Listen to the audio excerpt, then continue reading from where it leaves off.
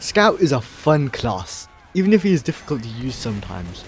He has a lot of great items, whether he is stock primary or utility items like the Mad Milk. But there is one item that has always confused me, the Bonk Atomic Punch. On one hand, people say it's awful. On the other, people think it's very powerful if Scout can utilize it well. But which one is it? Is it bad or good? Okay, let's just talk about what it can do first. Bonk is a secondary item for Scout, which, after a second of activating, grants invulnerability for 8 seconds. Now before you dive into the enemy team for whatever reason, keep in mind that Bonk has a downside as well. After the effect wears off, the user will have reduced speed depending on how much damage they took. It can reach up to 50% if you've taken up to 200 damage, which is about as slow as a heavy. And that's pretty much it for the Bonk stat wise. It's a pretty simple weapon, yet there's a lot you can do with it. On to the upsides. Well, invincibility for starters.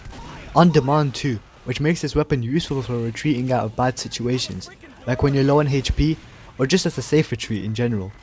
This is the way I prefer to use the weapon, as it doesn't change Scout's playstyle too much, whilst giving Scout a get out of jail free card. So I feel like it helps to not only escape, but to gather enemy information as well, such as sentry placements and potential spies. There's much more you can do with the Bonk, but it does require a bit of coordination with your team.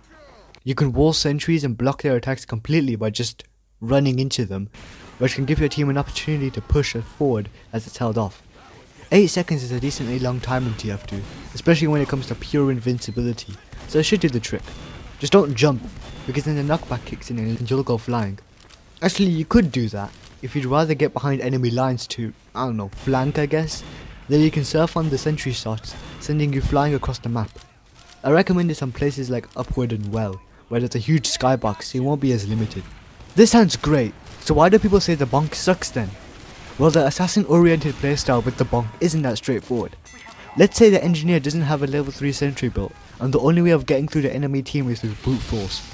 The problem starts to shine because not only have you alerted the entire enemy team of your radioactive presence, but once you're actually there, then what? Like spawn camping with Scout kinda sucks, so all you can really do is pick off the odd sniper or medic here and there, which is a big risk, especially near enemy spawn. You might be thinking, okay, what if I use it as an escape tool? Wouldn't it be good then? And you're not wrong. I personally think Bonk is a better escape tool than an assassin one, but pretty much any other secondary would be better. The Mad Milk and Pretty Boy's pocket pistol keep you alive if you can land your shots, while the Milk can also provide your team with extra healing. The Winger lets you jump higher, meaning you can make escape routes which you originally couldn't. It's also a better flanking tool than the Bonk, because it lets you finish off weaker opponents over further distance, as well as the Flying Guillotine, Stock Pistol and projectile melees like the Rap Assassin and Sandman, if you're using it for some reason. On-demand mini crits with the Critical Collar is solid for maintaining a flank route, which Scout should be doing anyways. Something I want to quickly mention is the use of Bonk in competitive scenes of TF2, because it varies a lot between formats. For example, in Highlander, Bonk is allowed, but in 6v6 it's banned from use, along with majority of Scout's other secondaries. It's banned from use because of how easy it is to use it, which is bad because it also gives 8 seconds of invulnerability. The slow at the end isn't really much of a big deal, because as long as you aren't being gunned down as soon as it ends, there's a method of bypassing it. Strafing, which negates any slow the user has, including Sandman projectiles and the Natasha. Also, because Heavy and Pyro aren't that popular in 6v6 compared to Highlander, Scout is more powerful as a class in general, so Bonk only increases this further, leading to it being banned on the global whitelist. Okay, so is it bad or what? It's alright, and just alright. Even though it gives invincibility, it still doesn't make it amazing, because you sacrifice so much else for it. But even then, it's still pretty powerful when the time needs it, such as an escape route or to body block Ubers and sentry damage. It's just more inconsistent than it really needs to be, especially when compared to other secondaries like the Pocket Pistol and the Mad Milk, both of which are excellent in my opinion. If you had to ask me what I would pair with it, I'd say the Stock and the Atomizer. Stock is because of the extra clip you have compared to other scatterguns like the Soda Popper or the Force of Nature.